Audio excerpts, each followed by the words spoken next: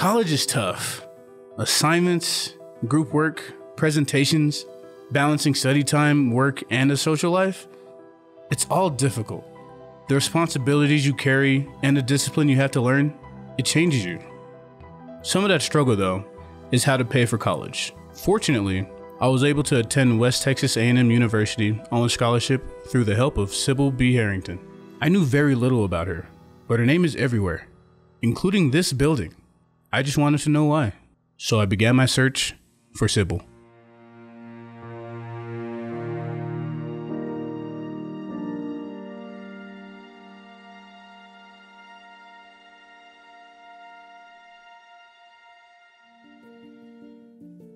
Sybil changed so many students' lives, from today to decades past. Her legacy fascinates me. The fact that her name is on so many things makes me wonder about her contributions. I asked faculty and staff in the Fine Arts Complex to see if anyone knew her personally. It didn't take long for me to be connected with the former Dean of Fine Arts, Dr. Sue Park. She was a very forceful woman. She knew what she wanted. She gave a lot of money, much to WT, but all over the Panhandle, all over the country. But she knew what she wanted when she gave money.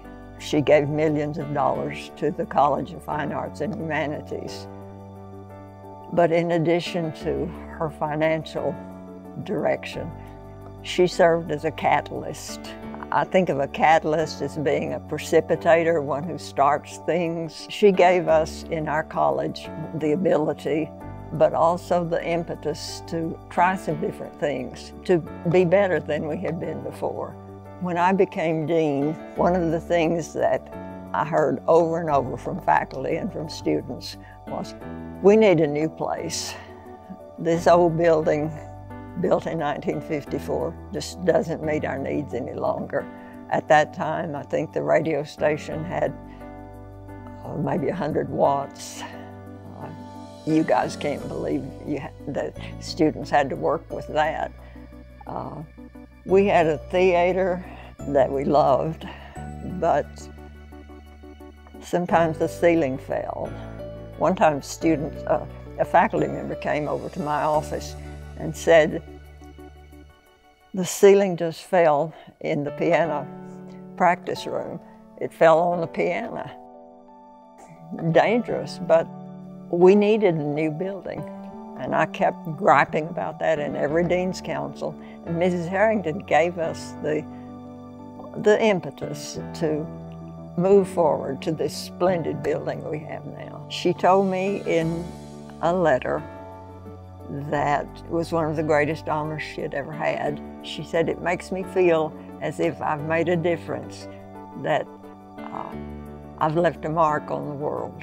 Mrs. Harrington felt that her name could be remembered, and that was something important to her.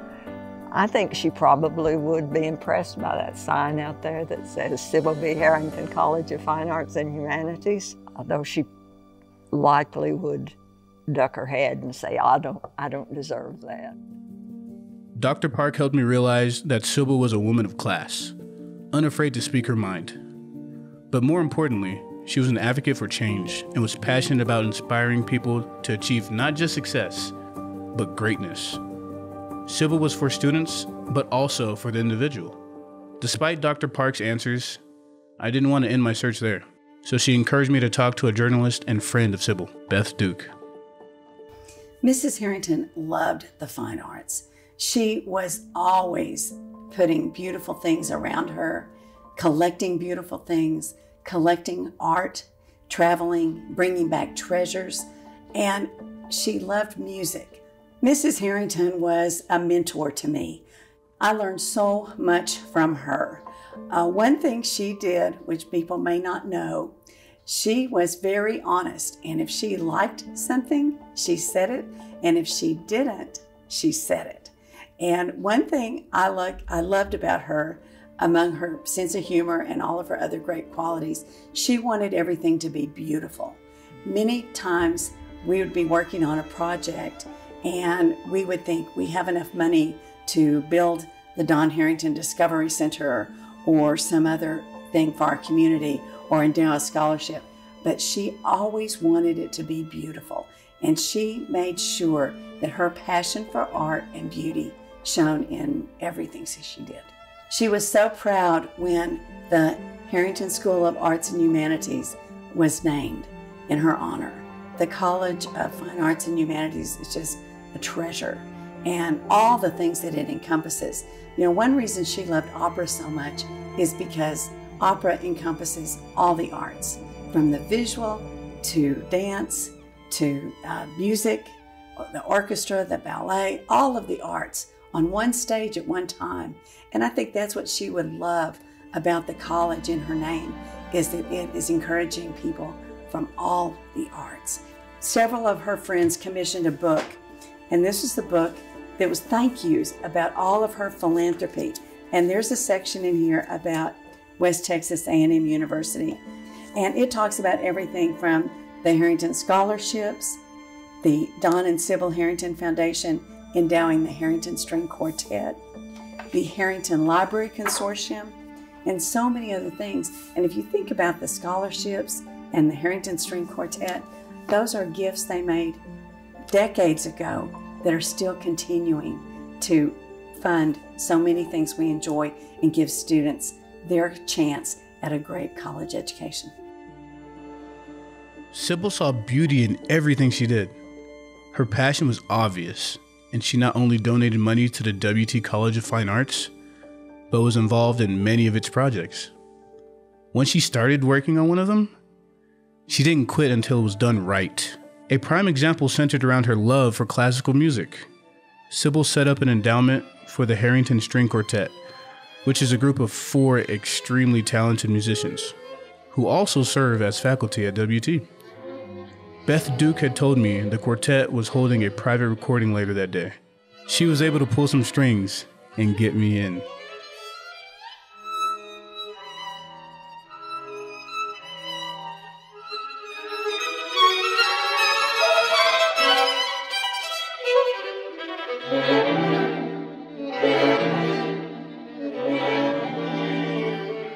After the recording, I learned the College of Fine Arts was hosting a subscription series event where other donors like Sybil are honored. I ran on over in hopes of meeting more people who happened to personally know Sybil.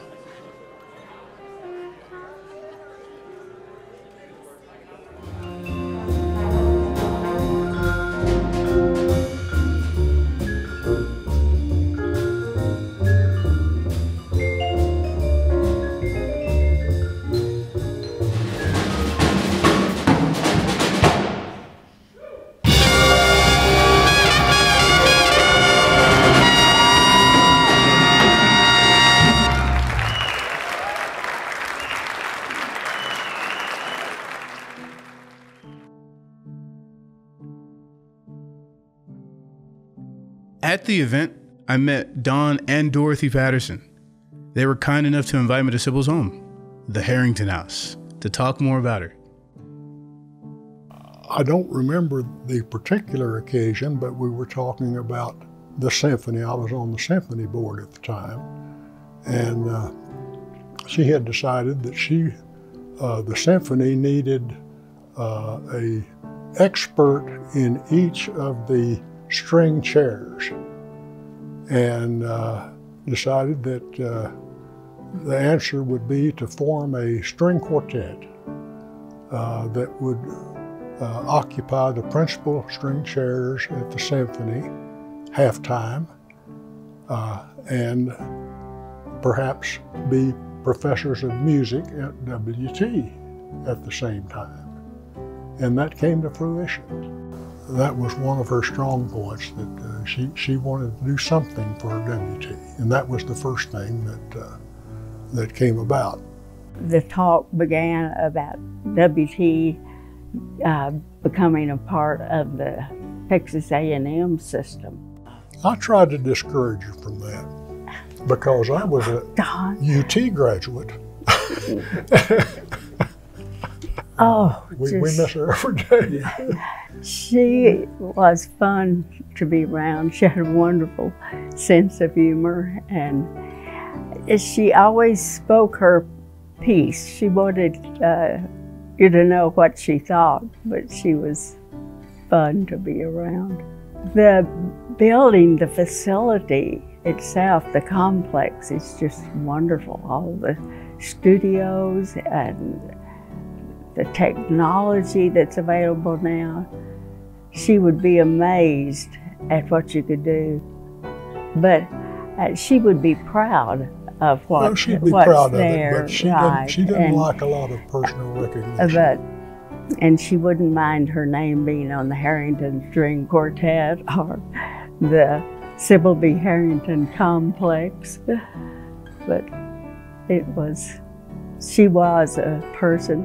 She was always a little uncomfortable when people would call her generous. She didn't like that. She said, all I want is for people to remember me as a person who cared for her fellow man. One of the most precious things that she did for us was to establish a leadership scholarship in our name for the WT. And she said that she did this to encourage us to give, and also to let us know what fun it was to help people. And that goes back to her feelings of joy she had and excitement when she had done something and could see the results. But that was how she wanted to encourage us. And she said, you don't have to have great wealth like the Harringtons. You can give what you can, and we still treasure that she did that for us. I think this shows so much in an experience she had when the city had changed Tyler Street and Harrison Street to one-way streets. One street going north, one street going south. Soon after that, Mrs. Harrington drove out of the driveway, came to Tyler, which should go north, and Miss Harrington went south. And a couple of blocks down the way, this police car stopped her, and a young policeman came over to her window, asked for her driver's license. She handed him her driver's license. He saw the name, and he looked up and said, Miss Harrington, I got one of your law enforcement scholarships when I was training to be a policeman. She laughed and she said, we had the nicest visit. I just loved talking to him, heard all about him, and he didn't give me a ticket.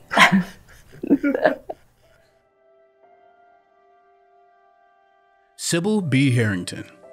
I understand now why she's so revered, why she's honored, why she will never be forgotten. She invested in the future of thousands of students. Some she may have known, yet countless she will never have the chance to meet.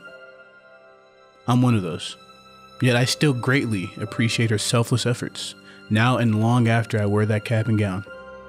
Sybil's gifts will continue to not only fund the WT College of Fine Arts and Humanities, but help students striving for greatness in opera, dance, art, communication, English, history, theater, music.